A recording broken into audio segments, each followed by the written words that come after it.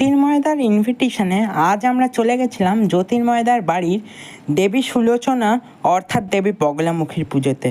তো চলুন বাড়ির ভেতরে প্রবেশ করা যাক এবং দেবী সুলোচনাকে দেখা যাক। মায়ের কবচ ফবচ করাতে চান এই নাম্বারে যোগাযোগ করে চলে আসতে পারেন।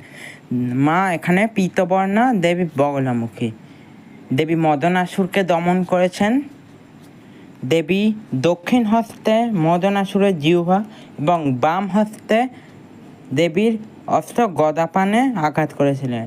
দেখুন মা কালী আর মা বগলামুখী যেখানে মিলিত হন তিনি দেবী বগলামুখী সুলোচনা দেবী। তো জ্যোতির্ময়দার বাড়িতে আজকে মায়ের পুজো ছিল, আমরা গেছিলাম।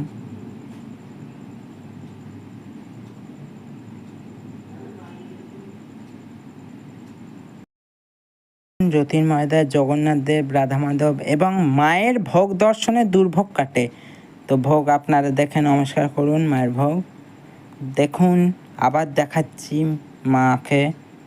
এবারে হচ্ছিল জ্যোতির্ময়দার বাড়ির ছাদের উপরে বগলা দেবী অর্থাৎ সুলোচনা দেবীর যজ্ঞ। তো দেখুন যজ্ঞটাও আপনাদের সঙ্গে শেয়ার করলাম।